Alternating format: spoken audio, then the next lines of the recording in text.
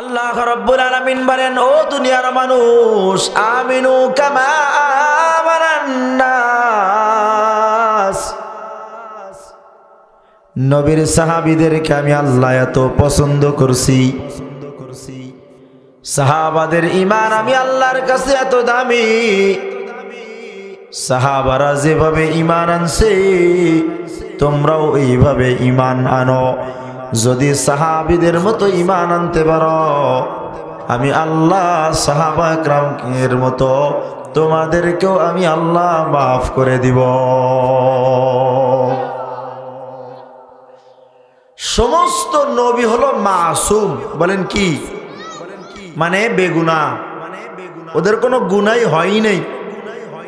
সমস্ত নবী 1,24,000 নবী এবং রসুল সবাই হলো মাসুম। বলেন কি? কুল্লু নবিয়্যিন ওয়া রাসূলিন মাসুমুন। সব নবী এবং রসুল মাসুম, বেগুনাহ। কেমন কেমন করে বোঝেন আপনারা এটা? এই যে একটা আলো জ্বলছে না এখানে, রাব্বা আমার দিকে তাকান না সবাই একটু। এখানে কি জ্বলে? এটা লাইট জ্বলে না? আচ্ছা, যতক্ষণ পর্যন্ত এখানে কারেন্ট থাকবে ততক্ষণ পর্যন্ত কি এই লাইটটা জ্বলবে না জ্বলবে না? আচ্ছা, যতক্ষণ লাইটটা জ্বলবে ততক্ষণ পর্যন্ত কি এর পাশে অন্ধকার আসতে পারবে? কথা বুঝেছেন আপনারা? যতক্ষণ আলো জ্বলবে ওই আলোর পাশে কি অন্ধকার আসে? এই হলো নবীদের উদাহরণ। নবীরা হলেন এক একটা বাতি, আল্লাহ পাকের নূর। আল্লাহ পাক নিজেই ওনাদেরকে হেফাজত করেছেন সমস্ত গুনাহ থেকে, সমস্ত মাসিয়াত থেকে। নবীদের কোনো গুনাহ নাই, সব নবীরা বেগুনাহ মাসুম। বেগুনাহ, জোরে বলেন, বেগুনাহ মাসুম। সব নবীরা যেমন ভাবে মাসুম,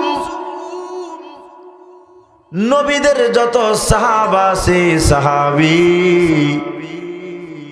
সমস্ত সাহাবী হলেন মাগফুরুল্লাহ। চিল্লায় জোরে আওয়াজ দেয়া বলেন সুবহানাল্লাহ। সমস্ত সাহাবী মাগফুর, তার অর্থ হইল আল্লাহর পক্ষ থেকে সব সাহাবা একরামকে আল্লাহ মাফ করে দিয়েছি। সব সাহাবী মাগফুর। যদিও সাহাবা একরামের জিন্দেগিতে কোনো গুনাহ হয়ে গেছে, ওই গুনাহকে আল্লাহ মাফ করে দিয়েছেন। বদরে সাহাবা একরাম ছিল 313 জন। কয়জন? কোন কোন বর্ণনায় আসছে 316 জন, কোন বর্ণনায় আসছে 315 জন। আসাহ কওল 313 জন সাহাবা। যারা বলছেন 16 জন তারা বলছেন 313 জন সাহাবী ছিল। নবী একজন ছিল 14 জন, আর ওই যে মুআজ আর মুআওয়াজ ওনারা 2 জন ছিল গণনার বাহিরে। এই হলো 16 জন। কোন কোন রিওয়ায়াতে আসছে না, সাহাবা একরাম সহ নবী সহ ছিলেন 313 জন, আর মুআজ আর মুআওয়াজ 2 জন মিলে হলো আরো 2 জন 15 জন। এই যে 313 জন সাহাবা আল্লাহর পয়গম্বরের সঙ্গে বদরের ময়দানে গিয়েছেন। বদরের ময়দানে যাওয়ার পর ওদের শান আর মান আল্লাহর কাছে এত বেশি হয়ে গেছে, আল্লাহ ওই বদরি সাহাবীদের সম্পর্কে আয়াত নাজিল করে বলে, ইয়ামালু মা শিতুম। ও বদরের 313 জন সাহাবা, তোমাদের যা মনে চাই তাই করো, আমি আল্লাহ তোমাদের আগে পিছে সব মাফ করে দিছি। মাফ করেছেন কে? জোরে বলেন। এই যেমন বদরি সাহাবীদেরকে আল্লাহ আগে পিছে মাফ করে দিছেন। কোন সাহাবী যদি গুনাহ করেও ফেলায়, সাহাবীর দ্বারা গুনাহ হয়ে গেছে, সাহাবা একরাম অনেক সময় গুনাহ করে ফেলেছেন। গুনাহ করার পর সাহাবা একরাম ওই গুনাহর উপরে অটল থাকে নাই। সাহাবা একরাম সাথে সাথে আল্লাহর দিকে মনোনিবেশ করেছেন, আল্লাহ আমি গুনাহ করে ফেলেছি, ও আল্লাহ আমার জিন্দেগীর গুনাহটা মাফ করে দাও। আল্লাহ পাক সাহাবা একরামকে সঙ্গে সঙ্গে তাদের তওবা কবুল করে আল্লাহ মাফ করে দিছে।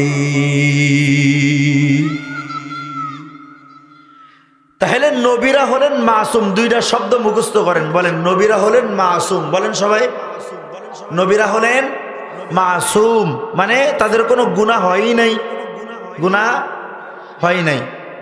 যদিও তাদের কোনো পদস্খলন হয়ে গেছে, তবে নিজের অজান্তে হয়ে গেছে। যেমন আদম আলাইহিস সালামকে আল্লাহ জান্নাতে ঢুকায় কয় লা তাকরাবা হাযিহিস শাজারাতা ফাতাকুনা মিনাজ জালিমিন। এই আদম, এই যে একটা গাছ দিলাম, খবরদার এই গাছের কাছাকাছি আসবি না, গাছের কাছাকাছি আসবি না। আদম আলাইহিস সালাম ঢুকলেন জান্নাতে, বিবি তার সঙ্গে হাওয়া আলাইহিস সালাতু ওয়াস সালাম আছেন। দুইজন জান্নাতের ভিতরে আছে। আল্লাহর একটা দুষ্ট শয়তান, আদমের শত্রু, জান্নাতের ভিতরে শয়তানটাকে আল্লাহ ঢুকাইছেন। ঢুকায়া বলেছে, ও আদম, ইন্না হাযা আদুউল লাকা ওয়া লিজাওজিকা ফালা ইখরিজান্নাকুমা মিনাল জান্নাতি ফাতাশকা। ও আদম, সূরা তাহা 16 নম্বর পারার 19 নম্বর পৃষ্ঠার ভিতরে রব আল্লাহ কয়, আদম রে, এই জান্নাতের ভিতরে তুমি ঢুকে যাও, স্ত্রীকে নিয়ে যাও, তবে শুনে রাখো হাদা আদুউল্লাকুমা, হাদা আদুউল্লাক ওয়া লিজাওজিকা, এটা তোমার শত্রু আর তোমার বিবির শত্রু। খবরদার খবরদার, ও যেন ধোঁকাই ফেলায়া তোমাদেরকে জান্নাত থেকে বের করে না দেয়। ওরে আদম, যদি ওর ধোঁকায় তোমরা পড়ে যাও, তাহলে কিন্তু তোমাদের কপাল পড়বে, জান্নাতে থাকতে পারবে না। আল্লাহ শয়তানটাকেও জান্নাতে কি করেছেন? আরে আব্বু, আমি কথা না কইলে তো আমি বলতে পারি না। বলেন আপনারা আমার সাথে বলেন। আদম আলাইহিস সালামকেও জান্নাতে দিয়েছেন, হাওয়া আলাইহিস সালামকেও দিয়েছেন। সাথে কাকে দিয়েছেন? আব্বা, বেশি কষ্ট না হইলে একটু বসেন অল্প সময়। হ্যাঁ, আমরা উঠাউঠি না করি। আমার তো বসাইছেন অনেক পরে, তাহলে আমি আসবো কখন? একটু অল্প সময় বসা যাবে না ইনশাআল্লাহ? আমি ছোট্ট একটা বিষয় নিয়ে ইনশাআল্লাহ কিছু আপনাদেরকে বোঝানোর চেষ্টা করব, আল্লাহ যদি তৌফিক দান করেন। একটু বসা যাবে না সামান্য সময়? আল্লাহ পাক আদম আলাইহিস সালামকেও জান্নাতে ঢুকাইলেন, হাওয়া আলাইহিস সালামকেও।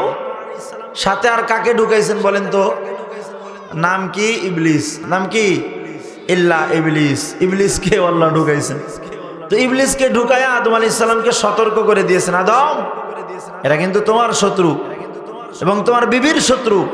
ফালা ইখরিজান্নাকুমা মিনাল জান্নাতি ফাতাশকা।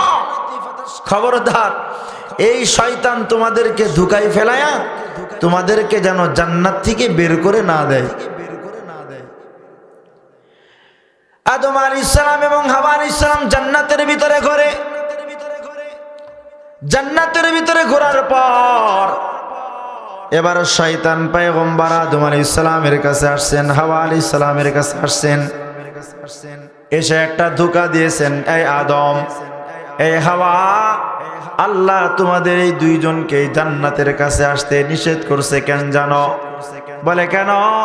এটা হলো স্থায়ী একটা গাছ, এই গাছের নিচে যদি তোমরা আসো কোনদিন আর জান্নাত থেকে তোমরা বের হয়ে যাইবা না, এজন্য আল্লাহ নিষেধ করছি।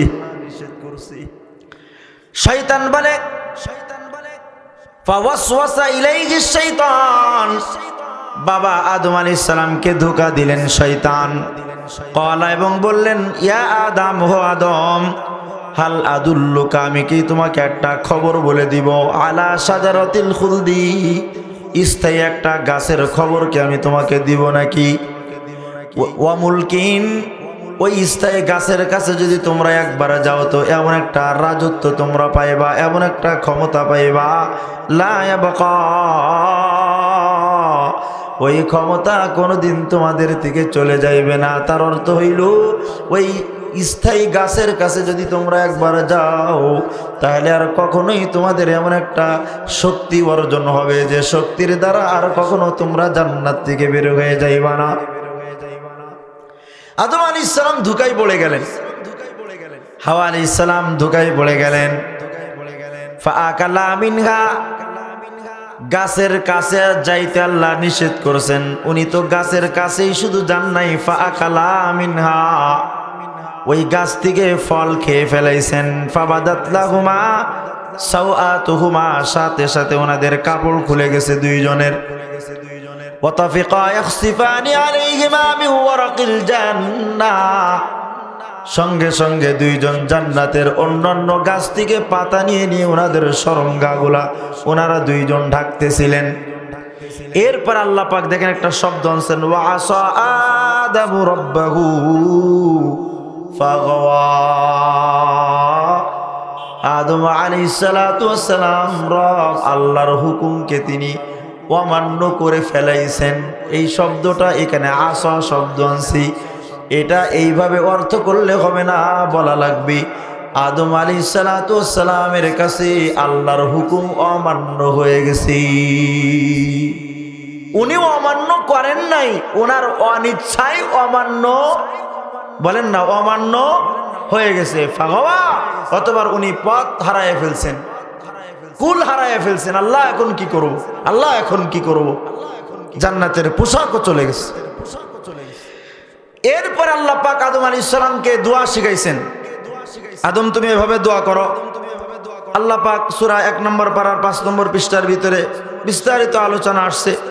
আল্লাহ পাক আল্লাহ পাক আদম আলাইহিস সালাতু ওয়াস সালামকে এই বিশাল বড় একটা দোয়া শিখাইছেন। উনি দোয়া করছেন, আল্লাহ রব্বানা আতি, আল্লাহ কি দোয়াটা জানো, রব্বানা যালামনা আনফুসানা, 8 নম্বর পারার 12 নম্বর পৃষ্ঠার ভিতরে দোয়া আছে, রব্বানা যালামনা আনফুসানা। আদম আলাইহিস সালাম জান্নাত থেকে যখন নেমে আসলেন, নেমে আসার পর আল্লাহ ওনাকে একটা দোয়া শিখাইয়া দিলেন। ফাতালাক্কা আদামু রাব্বুহু বিকালিমাতিন, আল্লাহ একটা দোয়া আদম আলাইহিস সালাতু ওয়াস সালামকে শিখাইয়া দিলেন। ফাতালাক্কা আদামু বিরাব্বিহি কালিমাত, আদম আলাইহিস সালাম আল্লাহর থেকে একটা শব্দ শিখলেন, দোয়ার একটা বাক্য শিখলেন। ফাতাবা আলাইহি, ওই বাক্যর দ্বারা আদম আল্লাহর কাছে এখন তওবা করতেছেন। বাক্যটা হলো রব্বানা যালামনা আনফুসানা, বলেন সবাই, রব্বানা যালামনা আনফুসানা ওয়া ইল্লাম তাগফির লানা ওয়া তারহামনা লানাকুনান্না মিনাল খাসিরিন। আদম আলাইহিস সালাম বলেন, রব্বানা, আমাদের রব আল্লাহ, যালামনা আনফুসানা, আমরা আমাদের নফসের উপরে জুলুম করছি। ওয়া ইল্লাম তাগফির লানা ওয়া তারহামনা, যদি আপনি আমাদেরকে মাফ করেন আর আপনি আমাদের উপরে রহম না করেন, লানাকুনান্না মিনাল খাসিরিন,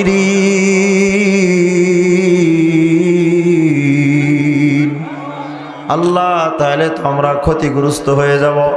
আল্লাহ বলেন, এই শব্দ দিয়ে আদম যখন আমার কাছে দোয়া করলেন, ফাতাবা আলাইহি, আমি রব আল্লাহ আদমকে সাথে সাথে মাফ করে দিলাম। দেখেন আদম আলাইহিস সালামের একটা ভুল হলো না, হলো না? আর আব্বা কোন না, আমার সাথে কথা হইছে না? শয়তানেরও কিন্তু একটা ভুল হইছে। কি ভুল? শয়তানও একটা ভুল করছে। আল্লাহ পাক বলে, উসজুদু লি আদম, আদমরে সিজদা দে। ইবলিস কয় না, আমি সিজদা দিব না। আল্লাহ পাক জিজ্ঞাসা করেছেন সূরা সাদের ভিতরে, মা মানা আকা আন তাসজুদা লিমা, আমি যখন তোকে আদমকে সিজদা দিতে বললাম, মা মানা আকা, কোন জিনিস তোকে বাধা দিল, কোন জিনিস তোকে নিষেধ করলো? আন তাসজুদা লিমা আমারতু, যখন আমি আল্লাহ নিজে আদেশ করলাম তখন তুই সিজদা কেন দিলি না? ভাই কথা কি বুঝতেছেন? কে প্রশ্ন করছেন? আল্লাহ প্রশ্ন করছেন। আদম আলাইহিস সালাতু ওয়াস সালামের কিন্তু একটা ভুল হয়ে গেছে। শয়তানের ভুলটা কেমন আর আদমের ভুলটা কেমন, দুইটার ভিতরে পার্থক্য বোঝেন। শয়তান বলে, আল্লাহ আমি ওনাকে সিজদা করব কেন? শয়তান আল্লাহকে একটা ধমক দিয়েছেন। ধমকটা শুনবেন। 15 নম্বর পারার 5 নম্বর পৃষ্ঠার ভিতরে শয়তান আল্লাহরে কয়, ক্বালা আরাআইতাকা হাযাল্লাযী কাররামতা আলাইয়া, আল্লাহ আপনি কি একটু ভেবে দেখছেন আপনি আমার উপরে কারে সম্মানিত করতেছেন? নাউজুবিল্লাহ কবে বলবেন? ইটের ভাটায় গিয়ে নাউজুবিল্লাহ বলবেন নাকি, না মাছ চাষ করতে গিয়ে বলবেন? বলেন নাউজুবিল্লাহ, আরো জোরে কোন। শয়তান আল্লাহকে কয়, ক্বালা আরাআইতাকা, ভেবে দেখছেন আপনি? আরাআইতাকা হাযাল্লাযী কাররামতা আলাইয়া, এই মাটির আদমকে আপনি আমার উপরে যে সম্মান দিতেছেন, আল্লাহ আপনি কি ভেবে দেখছেন নাকি কি কামটা করেন আপনি? নাউজুবিল্লাহ জোরে কর। এবার আল্লাহ কয়, কেন তুই কি হইছিস? এবার শয়তান কয়, আনা খায়রুম মিনহু, কেন আমি ওরে সিজদা দিব, ও না আমারে সিজদা দিবি কেন? কয় আমি তো বড়। নাউজুবিল্লাহ কইলেন না? শয়তান কারে কয়? এই বাবা, মোবাইল টিপতেছ বসে, আর কোন জায়গায় টিপবা? কোরআনের মজমার ভিতরে যদি মোবাইল টেপো তার বাদ যাবে কোন জায়গায়? বসছেন তো কিছু নিতে, নাকি এমনিই বসছেন? নিতে বসছেন না? একটু কিছু নেন না, একটু না শুনলে তো নিবেন কি? আপনি যদি মোবাইলের ভিতরে, আমি যদি এখন জিজ্ঞাসা করি, বলেন তো এখন আল্লাহ, শয়তান আল্লাহরে কি জিজ্ঞাসা করছে আপনি বলতে পারবেন? আপনি তো আর এক জগতে ছিলেন। শয়তান আল্লাহরে জিজ্ঞাসা করে, কেন তুমি কি হইছো? মানে শয়তান এবার বলে, ক্বালা আনা খায়রুম মিন, আমি আল্লাহ আদম থেকে বেশি দামি, উত্তম। আল্লাহ বলে কেমনে? খালাকতানি মিন নার ওয়া খালাকতাহু মিন তিন, আল্লাহ আপনি আমারে বানাইছেন আগুন দিয়া, আগুন উপরে ওঠে, আর আদম রে বানাইছেন মাটি দিয়া, মাটি নিচের দিকে যায়। বলেন তো, যে উপরে থাকে আর যে নিচে থাকে দামি কে? আগুন না? আরে বলে না কথা, যে উপরে থাকে সেই তো দামি, নিচের মানুষ দামি হয় নাকি? উপরের অঞ্চলের মানুষ আর আপনার এই দক্ষিণ নিচু অঞ্চলের মানুষ, মানুষ কি এক নজরে দেখো নিচু অঞ্চলের মানুষ? বলে না, বলে না, এরকম করে বলে না?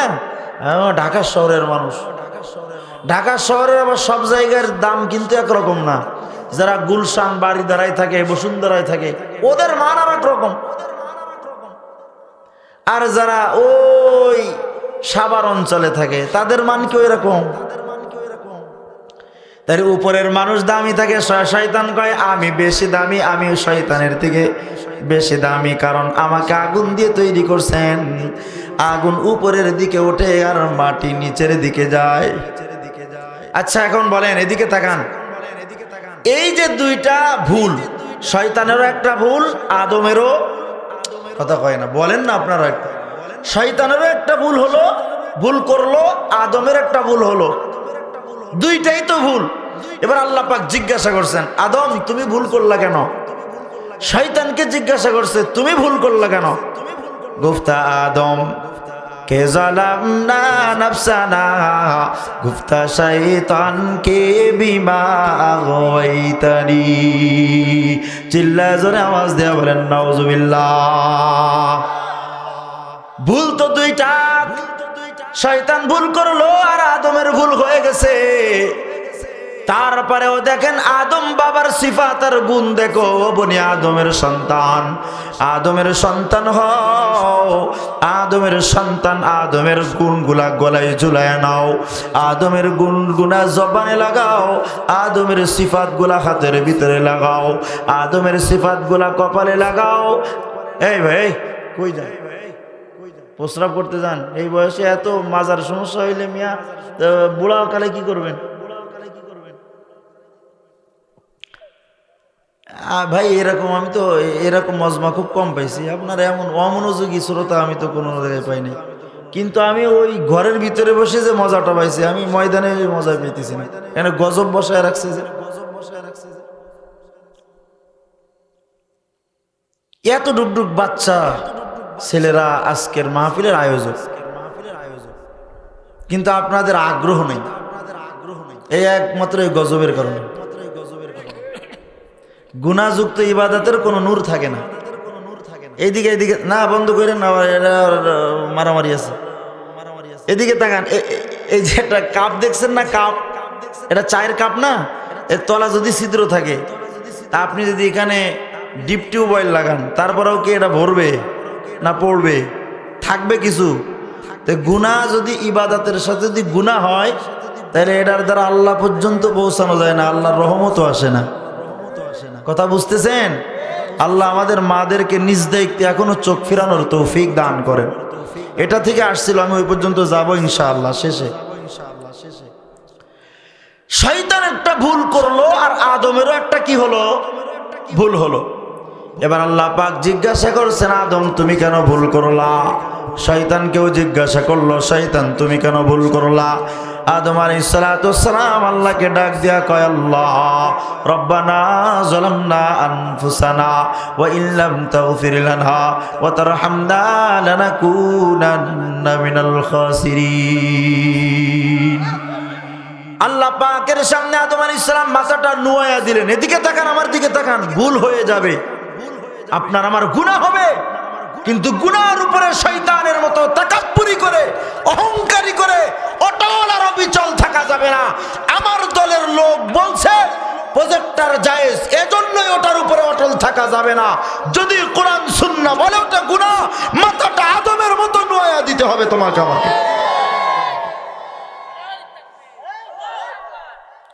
আদম আলাইহিস সালাতু ওয়াস সালামকে আল্লাহ জিজ্ঞাসা করলো, হে আদম, গাছের কাছে না তোমার যাইতে নিষেধ করেছিলাম, কেন গেছো? আদম আলাইহিস সালাতু ওয়াস সালাম বললে, আল্লাহ রব্বানা যালামনা আনফুসানা, আল্লাহ আমি আমার নিজের উপরে জুলুম করছি, ওয়া ইল্লাম তাগফির লানা ওয়া তারহামনা, আপনি যদি আমারে ক্ষমা না করে দেন, আপনি যদি আমাকে রহম না করেন, আল্লাহ লানাকুনান্না মিনাল খাসিরিন, ও আল্লাহ তাহলে কিন্তু আমি ক্ষতিগ্রস্ত হয়ে যাব। শয়তান রে আল্লাহ জিজ্ঞাসা করছে, শয়তান তুমি কেন গুনাহটা করলা, ভুল করলা কেন? এবার শয়তান দলিল দেয়, যুক্তি দেয়। আদম আলাইহিস সালামকে যুক্তি দিতে পারতেন না? ওর আব্বা একটু কও না, একটু হা হু করো না, তোমাদের দুইটা পায়ে হাত দিয়ে কই তোরা একটু কথা কম আমার সাথে। আহা, এটা দুই হাত উঁচা করেন তো, এভাবে উঁচা করেন, বলেন আল্লাহু আকবার, সবাই বলেন সাল্লাল্লাহু আলাইহি ওয়াসাল্লাম। এবার একটু মনোযোগ দিয়ে কথা বলবেন তো। বৃষ্টি আসতেছে, মাশাআল্লাহ।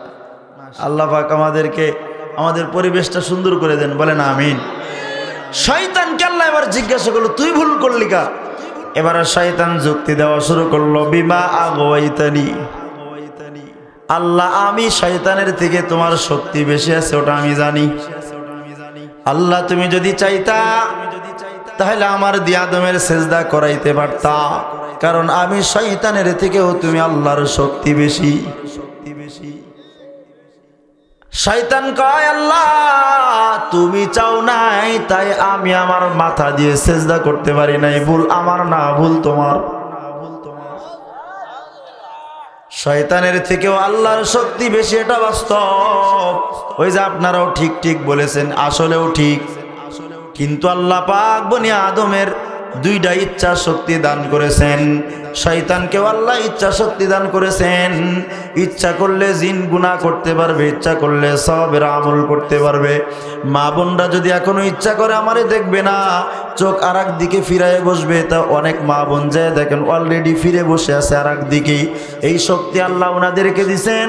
আর কোনো মা বোন একদম স্পষ্ট এরকম করে শয়তানের মতো একদম শক্ত হয়ে বসে আছে, আমাদের আজারি সাহেব হুজুর বলছে, আমাদের অমুক টিভির হুজুর বলছে, আমাদের অমুক শায়েক বলছে পর্দা জায়েজ, এই যে প্রজেক্টর জায়েজ, একদম ওই কথার উপরে অটল অবিচল শয়তানের মতো অটল হয়ে বসে আছে।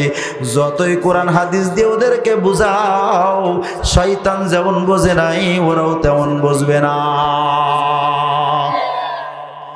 আমাদের একজন বাংলাদেশে একটা ভিন্ন ঘরানার একটা আলেম ছিলেন, তুফাজ্জল হক ভৈরবী হুজুর, সুন্নি হুজুর ছিলেন। ওনার একটা কথা এখনো পর্যন্ত আমার কানের ভিতরে বাজে, কই মানলে আবু বকর, না মানলে আবু জেহেল। মানলে আবু বকর, না মানলে আবু জেহেল। যারা মানবে ওরা যুক্তির পিছনে কোনোদিন দৌড়ায় না। যারা মানে তারা যুক্তির পিছনে কথা কয় না। মানলে যুক্তি লাগে না, মাথা নোয়া দেয়। আদমের কাছে যুক্তি ছিল রে আব্বা, বহু যুক্তি ছিল। শয়তানের মতো, আল্লাহ তুমি যদি আমার স্মরণ করে দিতা তাহলে আমি গাছের কাছে যাইতাম না।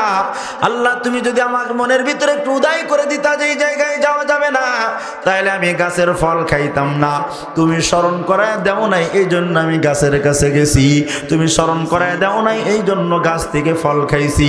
এমন যুক্তি আব্বা আদম দিতে পারতো না। কিন্তু আব্বাকে যখন আল্লাহ জিজ্ঞাসা করছে, আদম রে কেন গাছের কাছে গেলা, গাছ থেকে ফল খাইলা? আদম আলাইহিস সালামের অনেক যুক্তি তর্ক ভিতরে থাকা সত্ত্বেও আদম আলাইহিস সালাম মাথাটা নুয়ায়া বলে, আল্লাহ রব্বানা যালামনা আনফুসানা, আল্লাহ এটা আমার দোষ, আমি আমার নিজের উপরে জুলুম করে ফেলছি। মানলে এত যুক্তি লাগে না। এই যে সূরা বানী ইসরাইল 15 নম্বর পারার 15 নম্বর পৃষ্ঠার সূরা বানী ইসরাইলটা খুলে দেখো। সূরা বানী ইসরাইল মানে আল্লাহ পাক নবীকে ইসরা করেছেন, মেরাজ করিয়েছেন। মেরাজের রজনী থেকে আল্লাহর পয়গম্বর আসছেন 27 বছর ভ্রমণ করে। জান্নাত দেখছেন, জাহান্নাম দেখছেন, আল্লাহর সঙ্গে দিদার হয়েছে, কথাবার্তা দেখছি, কথাবার্তা বলছেন আল্লাহ পাকের সাথে। আরে ভাই একটু বসেন না কষ্ট করে, আপনারা মুশকিল ব্যাপার, আমি এইভাবে আলোচনা করতে পারি না। আল্লাহর রাসূল সাল্লাল্লাহু আলাইহি ওয়াসাল্লাম মেরাজে গেছেন, মেরাজ থেকে আসছেন। তাফসীর ইবনে কাসিরের ভিতরে লেখে আল্লাহর রাসূল সাল্লাল্লাহু আলাইহি ওয়াসাল্লাম একদম ফজরের পর হেরেম শরীফ কাবার চত্বরে হেরেমের ভিতরে বসে আছেন। বলেন আমি একটা শব্দ বলছি, মানলে যুক্তি লাগে না, আর যদি না মানে হাজার যুক্তি দাঁড় করায়, ঠিক কিনা? যদি কপালে হেদায়েত থাকে কাফেরের থেকেও শুনলে কপালে হেদায়েত হয়। কপালে যদি হেদায়েত না থাকে মুহাম্মদ সাল্লাল্লাহু আলাইহি ওয়াসাল্লাম ওয়াজ করলেও কাজে লাগবে না। কথা বুঝতেছেন? আল্লাহর রাসূল মেরাজ থেকে এসে হেরেমের ভিতরে বসে আছেন। একদম সকালে প্রত্যুষে আবু জেহেল নবীর সামনে গিয়ে হাজির, গিয়ে বলে, মুহাম্মদ প্রতিদিন তো নতুন নতুন কথা কও, আজ কোনো নতুন খবর আছে? পয়গম্বর আরবি সাল্লাল্লাহু আলাইহি ওয়াসাল্লাম নবীজি বলেন, নাই মানে আরো নতুন, আরো আশ্চর্যজনক খবর আছে। কি খবর? আমারে দাও। আল্লাহর পয়গম্বর এবার পুরা মেরাজের কাহিনী শুরু করলেন, শুরু থেকে শেষ পর্যন্ত আবু জেহেলকে ওয়াজ করে শোনাইলেন। বোঝেন নাই? এই যে আমি আমার ফুফুর ঘর উম্মে হানির ঘর, বাইতুল্লাহর পাশে উম্মে হানি নবীজির ফুফু, ওই ফুফুর ঘরে নবীজি শায়িত ছিলেন। নবীজি বলেন আমি ঘুমায়াছিলাম, অর্ধেক রাত্রে আমার কাছে জিবরাইল আসছে, আমার ফুফুর ঘর খেজুরের পাতা ফুটা 7 ফুটা করে আমার কাছে আসছি, এসে আমাকে ঘুম থেকে জাগাইছেন। ঘুম থেকে জাগার পর আমাকে মেরাজে যেতে হবে, উনি আমাকে দাওয়াত দিয়েছেন, যে আল্লাহ আমাকে দাওয়াত দিয়েছেন। আমি উঠেছি, উজু করেছি, 2 রাকাত নামাজ পড়েছি। এরপরে একটা বুরাকের উপরে জিবরাইল আমাকে উঠায়া আমাকে নিয়ে চলছেন। চলতে চলতে সিরিয়ায় এখন যুদ্ধ চলে না? হ্যাঁ, এই যে বাইতুল মুকাদ্দাস, আল্লাহর পয়গম্বর বলে মসজিদে হারাম কাবার চত্বর থেকে আমাকে জিবরাইল বুরাকের মাধ্যমে উঠায়া মসজিদে হারাম, মসজিদে আকসা সিরিয়ার জমিনে আমাকে নিয়ে গেছেন। সিরিয়াতে যাওয়ার পর আমি বুরাকটাকে একটা পিলারের সঙ্গে বাঁধলাম। আমি যাওয়ার পর মসজিদে আকসার ভিতরে আজান হয়ে গেল, ইকামত হয়ে গেল। মসজিদের ভিতরে গিয়ে দেখি আল্লাহ পাক সব নবী আর রাসূলদেরকে মসজিদের ভিতরে জমা করে রাখছেন, কাতারে কাতার দিয়া, কাতারে কাতার জমা করছেন নবী আর রাসূলদেরকে। ফেরেশতারা পর্যন্ত জামাতে হাজির হয়ে গেছি, কিন্তু ইমামতির মুসাল্লাটা ফাঁকা, ইমামতির মুসাল্লায় আর কেউ নাই। আমি যাওয়ার পর পর জিব্রাইল আমার হাতটা ধইরা ইমামতের মুসাল্লায় দিলেন। ইমামতের মুসাল্লায় দেওয়ার পর আমি তাদেরকে নামাজ 2 রাকাত নামাজ আদায় করলাম, সব নবীদের ইমামতি করলাম। আইমামুল আউয়ালিন আল আখিরিন বাহরে সাদাকা রাহমাতাল লিল আলামিন, শুধু জুদাস রাহমাতাল লিল আলামিন, মসজিদে ও শুধু হামারা এ জমিন। সব নবীর আমার পিছনে নামাজ পড়লেন, আল্লাহ আমাকে ইমামুল মুরসালিন বানাইলেন। আমি নামাজ শেষ করার পর জিব্রাইল আমার সামনে 2টা গিলাস হাজির করলেন, 1 গিলাসের ভিতরে শরবত আর 1 গিলাসের ভিতরে মধু। জিব্রাইল আমাকে বললেন ইখতার বিহিমা ইয়া রাসূলুল্লাহ, ওগো পয়গম্বর এই যে 2টা গিলাস এখানে দেওয়া, 2টা গিলাসের যে কোনো একটাকে আপনি এখান থেকে গ্রহণ করতে পারেন। আমি জিব্রাইলের কথা শোনার পর আমি আল্লাহর রাসূল দুধের গ্লাসটাকে আমি ধইরা আমি পান করে ফেলাইলাম। জিব্রাইল আমাকে বললেন পয়গম্বর আজ যদি আপনি দুধের গ্লাসটা না ধইরা শরবতের গ্লাসটা আপনি শরবত পান করে ফেলাইতেন, তাহলে আপনার উম্মত এই আসমানি ওহী কোরআনে কারীমের ইলম থেকে বঞ্চিত হয়ে আপনার সব উম্মত গুমরাহ হয়ে যাইত। ওলামা একরাম এখান থেকে বলে কোন ব্যক্তি যদি ঘুমের ভিতরে দুধ খাওয়ার স্বপ্ন দেখে আল্লাহ পাক ওই ব্যক্তিকে কুরআন আর হাদিসের গভীর ইলম দান করে দিবি। এরপরে জিব্রাইল আমাকে ওখান থেকে একটা মেরাজ দিয়ে একটা সিঁড়ির মতো একটা বস্তু দিয়ে আমাকে 7 আসমান পাড়ি দিলেন। প্রথম আসমানে যাওয়ার পরে এই ঘটছে, দ্বিতীয় আসমানে যাওয়ার পর এই ঘটছে, 7 আসমানে 7 নবীর সঙ্গে দেখা হয়েছি। এইভাবে আমি 7ম আসমানে ওঠার পর সিদরাতুল মুনতাহায় যাওয়ার পর জিব্রাইল বলল আর আমার যাওয়ার অনুমতি নাই, এখান থেকে আপনি বিশেষ ব্যবস্থায় যাইবেন।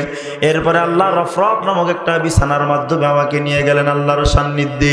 আল্লাহ পাক আমাকে এই যে 2টা ধনুকের তীর মারার সময় 2টা ধনুকের মাথা যেমন এক জায়গায় হয়, আল্লাহ পাক আমাকে এত কাছাকাছি করে আল্লাহর সাথে আমার দীর্ঘক্ষণ কথা হয়েছে। জান্নাতের ভিতরে এই দেখছি, জাহান্নামের ভিতরে এইগুলা দেখছি। এরপর আবার জান্নাত জাহান্নাম ভ্রমণ করে আবার আল্লাহর মুসা আলাইহিস সালামের কাছে আসছি। মুসা আলাইহিস সালাম আবার আমাকে বারবার আসমানে পাঠাইছেন নামাজ কমানোর জন্য। এরপর সর্বশেষ মেরাজ শেষ করে এই যে শেষ রাত্রে আমি আবার ফিরে এই যে ফজরের নামাজ পড়ে ও চাচা আবু জেহেল তোমার সামনে বসা। মেরাজের বর্ণনা আবু জেহেল শুনলো কার থেকে? বলেন না আব্বা, কার থেকে? পয়গম্বর নবী মুহাম্মদুর রাসূলুল্লাহর মুখ থেকে। আবু জেহেল এবার চিন্তা করলো, মুহাম্মদ তুমি যে এতক্ষণ পর্যন্ত আমার সামনে মেরাজের যে ঘটনাগুলো বর্ণনা করলা, আমি কি হুবহু এই কথাগুলা অন্যের কাছে বলবো? নবীজি বলেন হ্যাঁ বলো। আবু জাহেল মনে মনে চিন্তা করতে লাগলো এটাই হলো প্রধান একটা সুযোগ, কারণ মক্কা মুকাররমা থেকে সিরিয়ার বুকে কোনো ব্যক্তি যদি হেঁটেও যাইতে 1-2 মাস সময় লাগবে। এক রাতে এই জমিন থেকে ওই জমিনে গিয়ে আবার আসা, এটা দুনিয়ার কোনো মানুষ বিশ্বাস করবে না। তাফসীর ইবনে কাসিরের ভিতরে রেখে আল্লাহর নবীর থেকে বিদায় নিয়ে সর্বপ্রথম আবু জেহেল আবু বকর সিদ্দিক রাদিয়াল্লাহু আনহুর বাড়িতে হাজির হয়ে গেছে। আবু বকর সিদ্দিকের বাড়িতে গিয়ে আবু জেহেল এবার নক করতে টক টক টক টক টক টক করে নক করে আবু বকর বলে কি হইছে? কই শুনছো? একটা নাউজুবিল্লাহ জোরে বলার জন্য রেডি হন, জোরে জোরে বলবেন তো। আবু জেহেল সর্বপ্রথম আবু বকর সিদ্দিকের সামনে যে শব্দটা উচ্চারণ করছে সেটা হলো, এই আবু বকর, এতদিন মুহাম্মদ সাল্লাল্লাহু আলাইহি সাল্লাম যা কিছু বলতো মোটামুটি বুঝে আসতো, কিন্তু একটু আগে আমার কাছে যা কিছু শুনাইলো আমি শুনে মনে করলাম, বুঝলাম মুহাম্মদ পাগল হয়ে গেছে। সিদ্দিক আকবর আবু বকর রাদিয়াল্লাহু আনহুর চেহারা পরিবর্তন হয়ে গেছেন, চোখ লাল করে বলে, আবু জেহেল, আমার নবীর কি অবস্থা সেটা তোর বলা লাগবে না, কি ঘটনা ঘটেছে ওইটা আগে বল।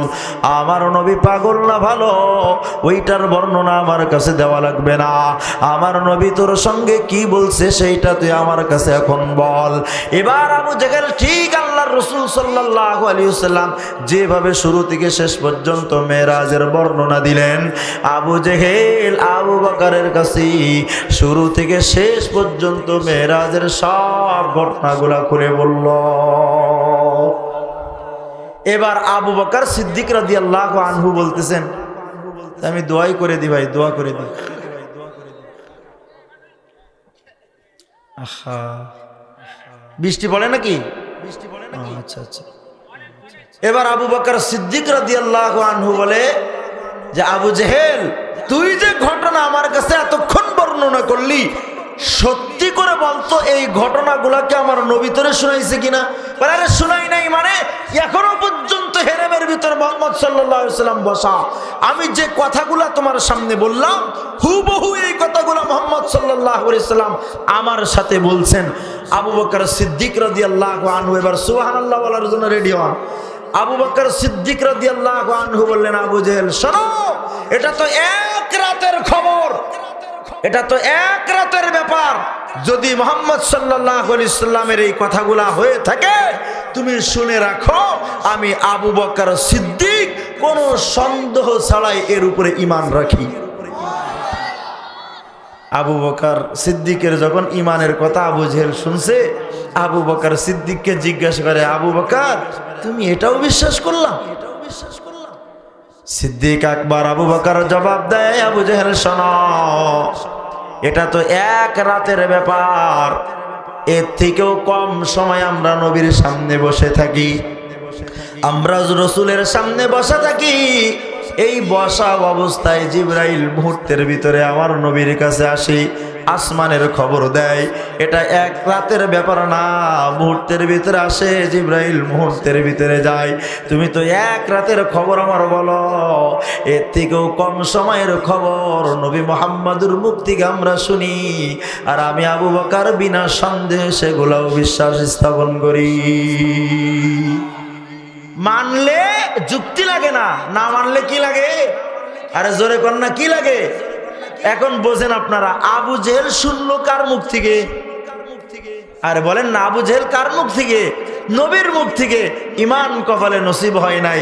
আবু বকর শুনছে আবু জেহেলের মুখ থেকে, ঈমান আনছে না আনে নাই? এনে ঈমান এনে আবু বকর সিদ্দিক এবার দৌড় দিয়েছেন নবীজির দরবারে, গিয়া বলছেন, ইয়া রাসূলুল্লাহ, আবু জেহেল যেগুলো আমাকে শুনলো এগুলা কি আপনার সাথে ঘটছে? রসুল বলে, আবু বকর তোমার কি মনে হয়, আবু জেহেল যদি আমার কথাগুলা তোমার সঙ্গে বলে এর অবশ্যই সত্যি বলছে? সিদ্দিক আকবর বলে, ইয়া রাসূলুল্লাহ, আমার মনের কথা কেন জিজ্ঞাসা করেন? আমি তো আবু জেহেলকে ওখানেই বলছি, যদি এগুলা কথা আমার নবীর হয় আমি ওই কথার উপরে ঈমান রাখি। রসুল বলেন, আবু বকর তুমি তো শুধু আবু বকর না, তুমি তো সিদ্দিকের দরজায় পৌঁছায় গেছো। হ্যাঁ ভাই, মানলে তো দলিল লাগে না। নবীদেরকে ভুল হয়ে গেছে, নবীরা নিজেরা ভুল করে নাই, শয়তান ভুল করছে, ভুলের উপরে অটল ছিল। মুসা আলাইহিস সালামের আরেক ঘটনা আসছে সূরা কসসের ভিতরে। মুসা আলাইহিস সালাম একদিন দুপুর বেলায় বের হয়েছেন, বের হয়ে দুইজন লোককে দেখলেন ঝগড়া করতেছেন। একটা ফিরাউনের বংশ, কিপ্তি বংশের লোক, আর একটা মুসা আলাইহিস সালামের বনি ইসরাইলের লোক, দুইজন ঝগড়ার ভিতরে লিপ্ত। মুসা আলাইহিস সালাম শুনে বুঝে দেখলেন ফিরাউনের দলের লোক, কিপ্তি বংশের লোকের দোষ, এই দোষের কারণে দুইজনের ঝগড়া হয়েছে। মুসা আলাইহিস সালাম বিচার দায়ের করেছেন মুসার দরবারে। মুসা আলাইহিস সালাম হাত উঁচু করে কিপ্তি বংশের লোককে একটা বিচার করার জন্য আস্তে করে চড় মারছি, কিন্তু চলটা এমন ভাবে লেগে গেছে, ও চলটা লাগার সঙ্গে সঙ্গে ওই কিপ্তি বংশের লোকটা মারা গেছে দুনিয়া থেকে। বলেন তো, মুসা আলাইহিস সালামকে মারার জন্য মারছে? মেরে ফেলানোর জন্য চল মারছে? একটু বিচার করার জন্য, শুধু একটু বিচার করার জন্য চড়টা মারছে। চড় মারছে, চড় মারার সঙ্গে সঙ্গে ফাকাজা আলাইহি, এক চড় মারছে আর সাথে সাথে মরে গেছে। মুসা আলাইহিস সালাম মারার উদ্দেশ্য, মেরে ফেলানোর উদ্দেশ্যে এই চড় মারেন নাই, বিচারের জন্য সামান্য চড় মারছেন, চড়ের আঘাতে মারা গেছে। কিন্তু দেখেন, তাকায় দেখেন নবীদের খাসলা, তার গুণ দেখেন, নবীদের গুণগুলা নিয়ে নেন ভিতরে। মুসা আলাইহিস সালাম এর বলো ক্বালা হাযা মিন আমালিশ শাইতান, আল্লাহ চড়টা মারলাম আমার মরে গেল, এটা তো শয়তানের কাজ হয়ে গেছে। কে বলে? মুসা আলাইহিস সালাম বলে, আল্লাহ যে মারলাম একটা চড় আর মরে গেল, এটা তো শয়তানের কাজ হয়েছে আল্লাহ, এটা তো কোনো মুমিনের কাজ হতে পারে না। ইন্নাহু আদুউম মুদিল্লুম মুবিন, আর শয়তানের এই কাজগুলা নিশ্চিত এটা গুমরাহি। শয়তান এটা আমার শত্রু। মুদিল্লুন, শয়তান মানুষকে গুমরা করে। মুবিনুন, মহান গুমরাকারী শয়তান। ও আল্লাহ, এটা আমি তো মারতে চাই নাই, মরে গেছি। এবার মুসা আলাইহিস সালাম বলে, আল্লাহ, মুসা আলাইহিস সালাম তো আদমের সন্তান নাকি শয়তানের? আদমের সন্তান না? আদম আলাইহিস সালাম যেমন ভুল হওয়ার পর মাথা নত করে দিয়েছেন, এবার মুসা আলাইহিস সালাম বলতেছে, আল্লাহ এটা শয়তানের আমল হয়ে গেছি। শয়তান স্পষ্ট আমাকে আমার শত্রু এবং আমাকে স্পষ্ট গুমরাহকারী। ও আল্লাহ রব্বা ক্বালা রাব্বি, ও আমার রব, ইন্নী যালামতু নাফসি, আল্লাহ আমি মুসা বিচার করার জন্য একটা চড় মারলাম আর মরে গেছে। আল্লাহ মারার উদ্দেশ্যে মারি নাই, তারপরে আমি মাথা নোয়া দিলাম। আল্লাহ আমার এটা ভুল হয়ে গেছে, আমার এটা রব্বি ইন্নী যালামতু নাফসি, আল্লাহ আমি আমার নফসের উপরে জুলুম করে ফেলাইছি। ফাগফিরলি, আল্লাহ আপনি আমারে মাফ করে দেন। মারতে চাই নাই, মরে গেছে, আল্লাহ আপনি আমারে তারপরেও মাফ করে দেন। আল্লাহ বলেন ফাগফারা লাহু, আমি আল্লাহ মুসাকে সঙ্গে সঙ্গে মাফ করে দিলাম। ইন্নাহু হুয়াল গফুরুর রহিম।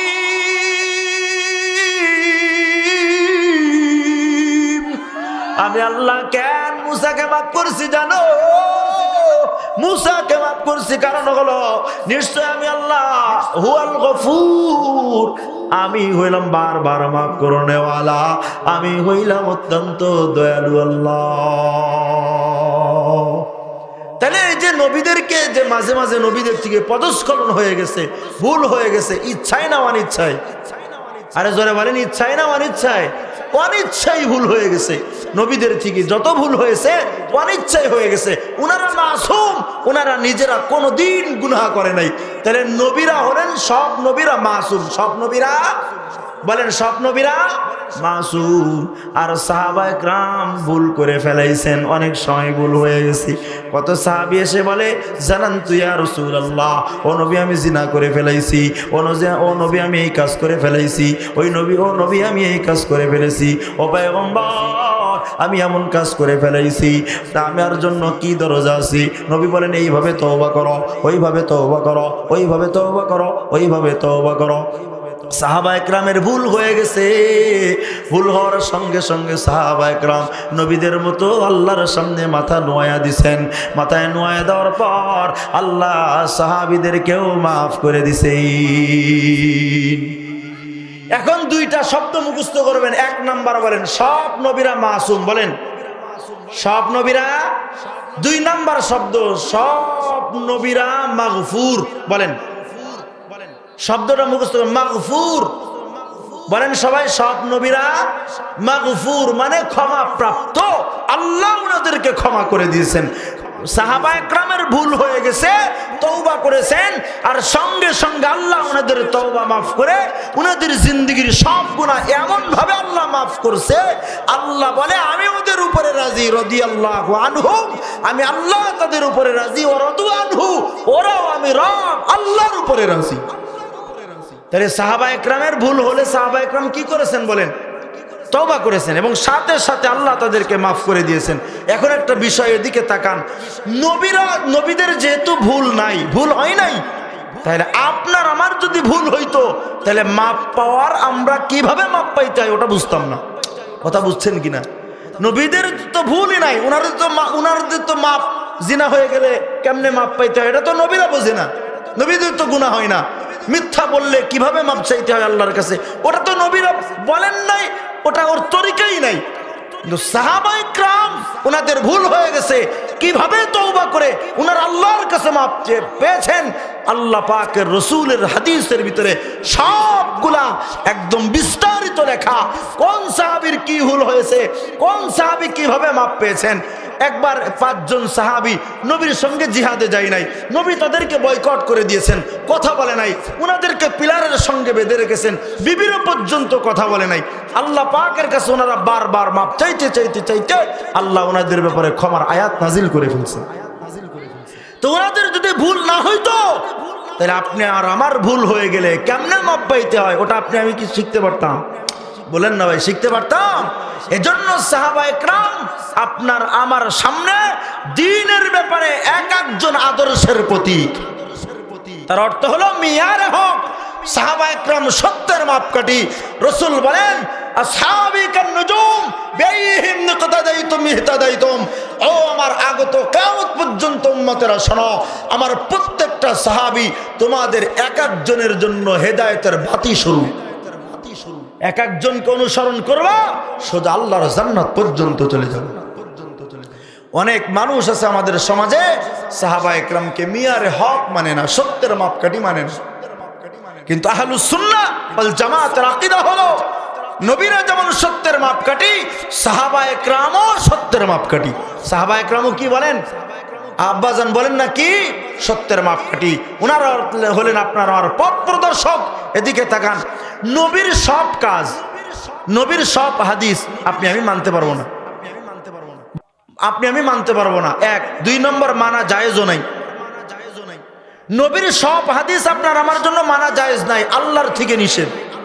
2 নম্বর আল্লাহর থেকে নিষেধ না, কিন্তু আপনার আমার যোগ্যতাই নাই মানার। কয়টা বললাম? বলেন, 2টা শব্দ বলছি। 1 নম্বর নবীর সব হাদিস মানা আপনার আমার জন্য জায়েজ নাই, আর মানা জায়েজ আছে তবে আপনার আমার যোগ্যতার বাহিরে, পারবো না। 1 নম্বর নবীর সব হাদিস মানা জায়েজ নাই। 1 নম্বর দলিল নেন। আপনার আমার জন্য বিয়ে করা কয়টা জায়েজ? বলেন না। 4টা জায়েজ। কয়টা পর্যন্ত জায়েজ? মাসনা ওয়া সুলাসা ওয়া রুবা ওয়া ইন খিফতুম, আর যদি তোমরা ন্যায় ইনসাফ করতে না পারো ফাওয়াহিদা, তাহলে একটা। কিন্তু নবীজি সাল্লাল্লাহু আলাইহি ওয়াসাল্লাম করেছেন কয়টা? 11টা। মুহাম্মদ সাল্লাল্লাহু আলাইহি ওয়াসাল্লাম বিবাহ করেছেন কয়টা? আর আব্বা বলেন না কয়টা? 11টা। তো 11টা বিবাহ, এটা হাদিস না? কথা হয় না। নবীজির সব কথা কাজ মন ও সমর্থনটা হাদিস। কয়টা জিনিস হাদিস বলা হয়? 3টা জিনিস। একটা হলো কথা, 2 নম্বর হলো নবীর সব কাজ, নবীর সব কথা, নবীর সব কাজ, নবীর সব মন ও সমর্থন। অর্থাৎ নবীজি উপস্থিত আছেন, এখানে কোনো সাহাবী যদি কোনো একটা কাজ করে ফেলছেন তো নবী ওটা দেখছেন, চুপ থাকছেন, মুস্কি মুস্কি হাসছেন, নিষেধও করেন নাই, উৎসাহ দেন নাই, মন ও সমর্থন যোগাইছেন। এটাকেও কি বলা হয়? হাদিস বলা হয়। তাহলে নবীজির সমস্ত কাজ, এই কাজের ভিতরে 11টা বিয়ে আছে না? কথা হয় না। তো এটা কি সহিহ হাদিস না? এই সহিহ হাদিস কি উম্মতের জন্য মানা জায়েজ আছে? 22 নম্বর পারার 4 নম্বর পৃষ্ঠার ভিতরে আল্লাহ রাব্বুল আলামিন বলেন তুরজি মান তাশাউ মিনহুন্না ওয়া তুউই ইলাইহি মান তাশা ওয়া তুউই ইলাইকা মান তাশা। ও পয়গম্বর, যদি আমার কোনো বান্দি নিজের থেকে আপনার কাছে এসে বলে, ও নবী ওয়াহাবতু লাকা নাফসি, আমি আমার নিজেকে আপনার জন্য উৎসর্গ করে দিলাম, ও নবী আমি আল্লাহ বলে দিলাম, ওটা আমি আল্লাহ আপনার জন্য বৈধ করে দিলাম। নবীর জন্য কোনো কয়টা বিবাহ করা লাগবে কোনো নির্ধারিত ছিল না। তুরজি মান তাশাউ মিনহুন্না ওয়া তুউই ইলাইকা মান তাশা। নারীদের মধ্য থেকে আপনি নবী যত ইচ্ছা তত বিবাহ করেন, আর যত নারী আপনার কাছে এসে বলবে নবী আমি আমাকে আপনার জন্য হেবা করে দিলাম, তো তাকেও আপনি গ্রহণ করতে পারেন। তাইলে নবীর জন্য বিবাহর জন্য কোনো সংখ্যা নির্ধারিত নাই। কিন্তু নবী যে বিবাহ করছেন কয়টা জোরে বলেন? 11টা বিবাহ করছেন। এটা নবীর কাজ কিনা? বিবাহ করাটা নবীর কাজ না? এটা একটা হাদিস না? এই হাদিসকে উম্মতের জন্য মানা জায়েজ আছে নাকি? না, না, জায়েজ নাই। তাহলে 1 নম্বর দলিল হলো নবীর সব কাজ উম্মত, সব হাদিস উম্মতের জন্য মানা জায়েজ নাই। স্বয়ং আল্লাহ সব হাদিসকে মানতে আল্লাহ নিষেধ করেছেন। 2 নম্বর নবীর সব হাদিসের উপরে উম্মতের সবাই আমল করতেও পারবে না, অক্ষম। কি বলেন? অক্ষম, আমল করার যোগ্যতা নাই। জায়েজ আছে তবে যোগ্যতা নাই, জায়েজ আছে তবে বলেন না, জায়েজ আছে তবে কি নাই, যোগ্যতা নাই। একটা হাদিস বুখারী শরীফের ভিতরে আসছি, কুদুরি কিতাবের সব মাসালার কিতাবের শুরুর দিক দিয়ে কথাগুলো আসছি, এদিকে শুনে নেন। আতা সুবাতাতা কওমিন ফাবালা ওয়া কাইমান ওয়া তাওয়াজ্জা ওয়া মাসাহা আলা নাসিয়াতি। আল্লাহর পয়গম্বর সাল্লাল্লাহু আলাইহি ওয়াসাল্লাম কওমের ডাস্টবিনে আসলেন। নবীজি একটা সম্প্রদায়ের ময়লা আবর্জনা ফেলায় যে স্তূপ ডাস্টবিন, ওইখানে নবী আসলেন। ফাকামা ফাবালা কাইমান, নবী দাঁড়ায়া প্রস্রাব করলেন। নবী দাঁড়ায়া কি করলেন? জোরে কোন, কেন প্রস্রাব করেছেন? নবী দাঁড়ায়া প্রস্রাব, বুখারীর হাদিস বলতেছি, এরকম মাথা ঝুলাইন না, না করেন না, বুখারীর হাদিস। নবীজি দাঁড়ায়া প্রস্রাব করেছেন, প্রস্রাব করার পর উযু করেছেন, আর সামনের চুলগুলা ওয়া নাসাহা আলা নাসিয়াতি ওয়া মাসাহা আলা নাসিয়াতি, নবী সামনের চুলকে এভাবে মাথামাসে করছেন, সামনের চুলগুলাই কি করছেন? মাসাহা করছেন। এই যে নবীজি দাঁড়ায়া প্রস্রাব করলেন, কে? জোরে কয় না, হুজুরে কি নতুন নতুন হাদিস শোনায় আমাদের আবার আজকে। আল্লাহর পয়গম্বর ডাস্টবিনে এসে দাঁড়ায়া প্রস্রাব করেছেন। মুহাদ্দিসিন একরাম বলে, কেন নবী দাঁড়ায়া প্রস্রাব করছেন জানেন? এক নাম্বার হতে পারে আল্লাহর পয়গম্বরের কোমরের ভিতরে এত ব্যথা ছিল, ওই যে এক সময় খন্দক খনন করেছেন নবী, এক সময় মাটি কেটেছেন, পাথর বহন করেছেন। আম্মা জান আয়েশা রাদিয়াল্লাহু আনহা একদিন থেকে নবীজি কুজায়া কুজায়া হাঁটতেছে। নবীজিকে জিজ্ঞাসা করছেন, ও পয়গম্বর, কুজা হয়ে হাঁটেন কেন?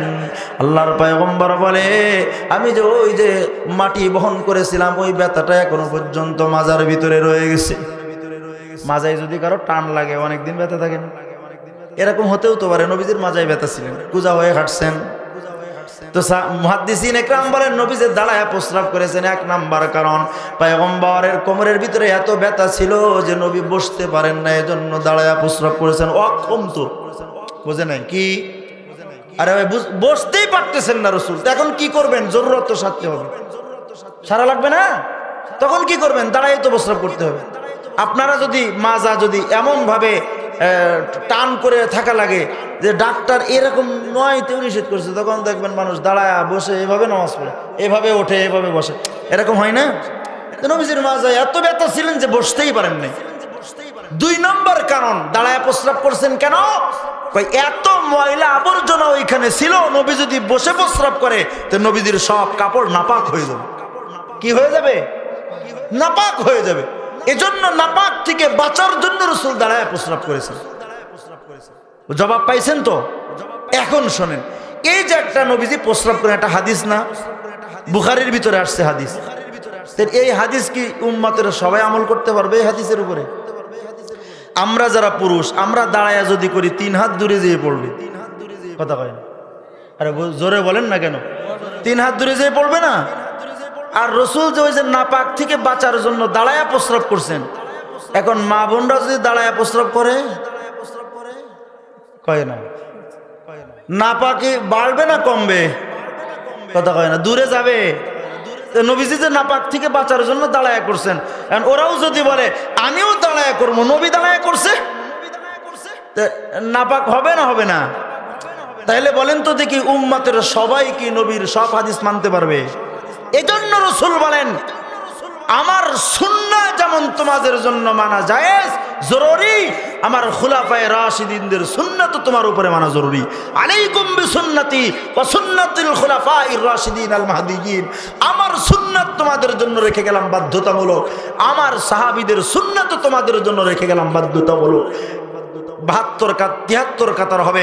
রাসূল বলেন সব কাতার যাবে জাহান্নামে, মা আনা আলাইহি ওয়া আসহাবি, আমার সাহাবারা যে পথে ছিল ওই পথ, আর আমি নবী যে পথের উপরে ছিলাম ওই পথ যারা অনুকরণ করবে ওরাই যাবে আল্লাহর জান্নাতে।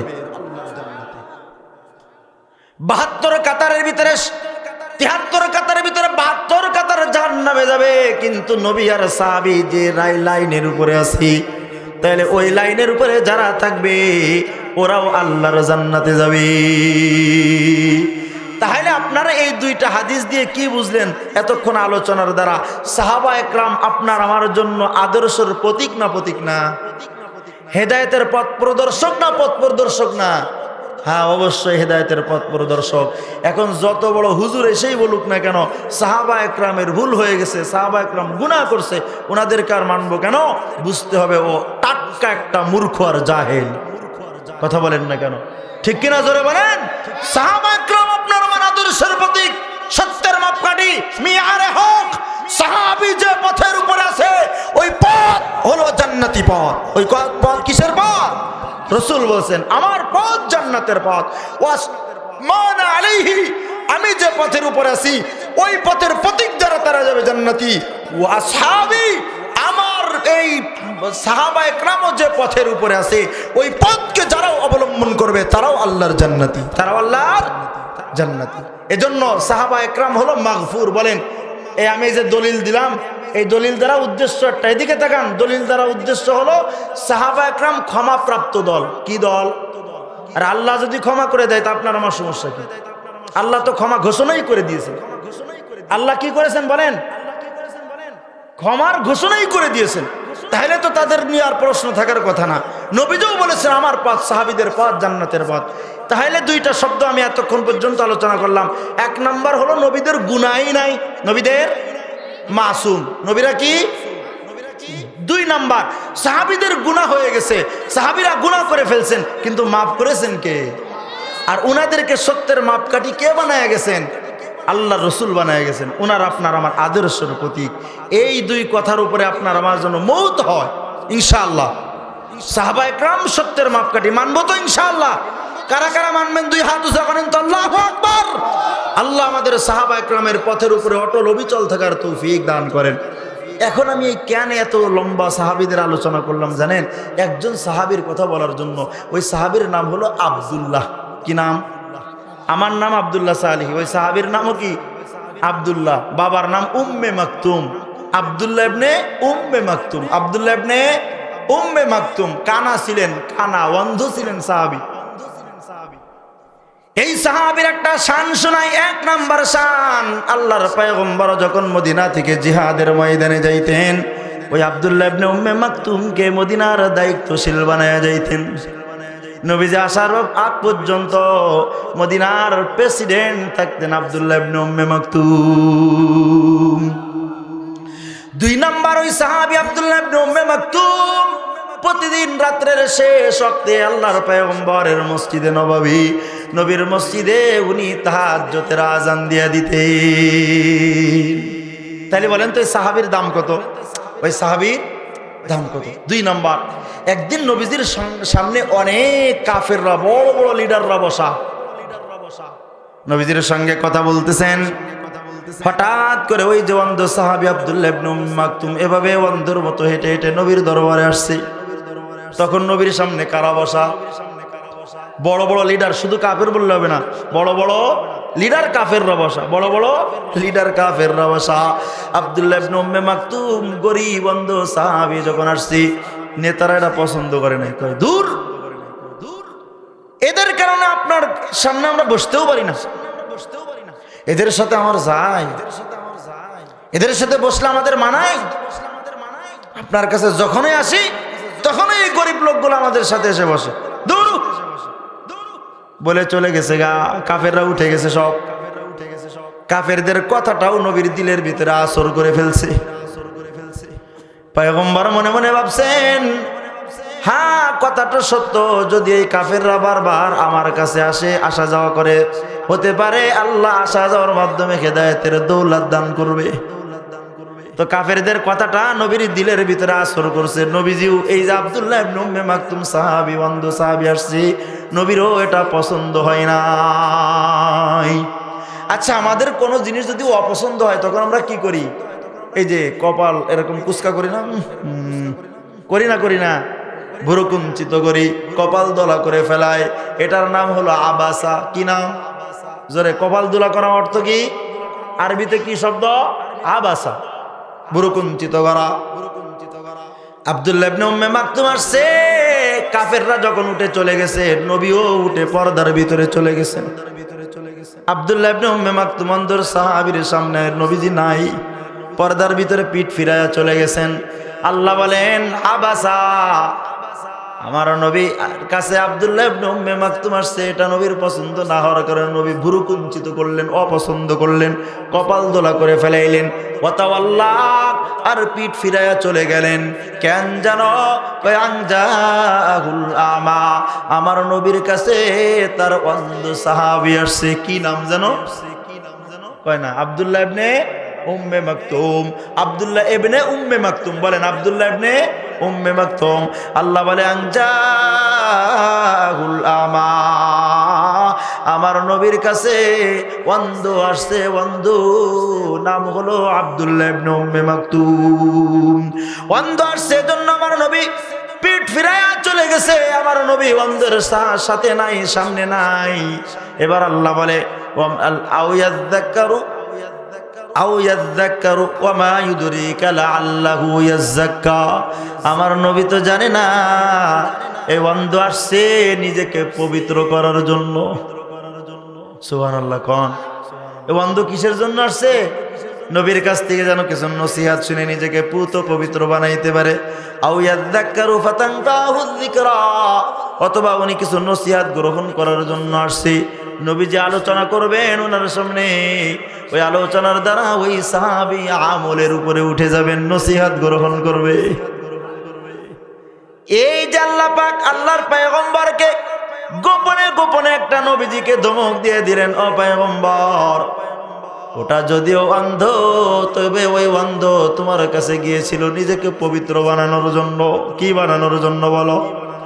2 নাম্বার, ওই অন্ধ আপনার দরবারে গেছে নসিহত গ্রহণ করার জন্য। পয়গম্বর, আর যে বড় বড় লিডার গুলা আপনার সামনে বসা, ওরা নিজেকে পবিত্র বানানোর জন্য আসে নাই, নসিহত গ্রহণ করার জন্য আসে নাই। যারা নিজেকে পবিত্র বানানোর জন্য আলেমদের সামনে বসবে না, নসিহত গ্রহণ করার জন্য আলেমের সামনে বসবে না, আসছে এত বড় হুজুর দেখতে আসছে, দেখা শেষ তো হাঁটা দেওয়াও শেষ। কথা ভাই না, আসছিলাম একটু দেখার জন্য, সামনাসামনি দেখবো। লক্ষ লক্ষ লোক যদি নিজেকে পবিত্র বানানোর জন্য না আসে, নসিহত গ্রহণ করার জন্য যদি না আসে, তাহলে 10 লক্ষ মানুষ হইলেও ওই মাহফিলের দ্বারা ফায়দা নাই। ঠিক কিনা বলো? আল্লাহ পাক রাসূলকে আল্লাহ বলেন, ও পয়গম্বর, এটা বন্ধ হতে পারে, তবে আপনার কাছে আসছে নিজের পবিত্র বানানোর জন্য। এটা বন্ধ হইতে পারে, তবে আসছে আপনার থেকে কিছু নসিহত নেওয়ার জন্য। নবী গো, এভাবে মুখ ফিরায়া পিঠ ফিরায়া চলে আসা আপনার জন্য উচিত হয় নাই। ওই কাফেররা আপনার কাছে পবিত্র বানানোর জন্য আসে নাই, নসিহত গ্রহণ করার জন্য আসে নাই। ওরা কোটি কোটি বারও যদি আসেন, তাহলে ওদের আশার দ্বারা আমি রব আল্লাহ খুশি হই না। এটা যদিও অন্ধ, তবে আপনার কাছে পবিত্র বানানোর জন্য আসছে। ওই অন্ধ আমি রব আল্লাহর কাছে দামি। আল্লাহু আকবার বলেন। তাহলে যে সাহাবী মুয়াজ্জিন হয়, যে সাহাবী নবীর অবস্থান ও অবর্তমানে মদিনার রাষ্ট্রপতি হয়, যে সাহাবীর সম্পর্কে আল্লাহ কোরআনের আয়াত নাজিল করে, বলেন তো এই সাহাবী আমার থেকে কম দামি না কোটি কোটি কোটি কোটি সংখ্যা ছাড়া বেশি দামি? সংখ্যা ছাড়া বেশি দামি না আল্লাহর কাছে? এখন শোনেন, এই যে আমার মা বোনদের শেষ কথা, আমিও শেষ চলে যাব এখন।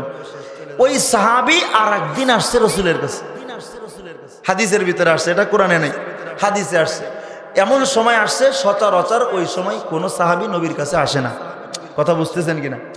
তো নবীজি সাল্লাল্লাহু আলাইহি ওয়াসাল্লাম তার 2 জন বিবিকে পর্দার বাহিরে নিয়ে দাঁড়ায় দাঁড়ায় গল্প করতেছে। কার সাথে?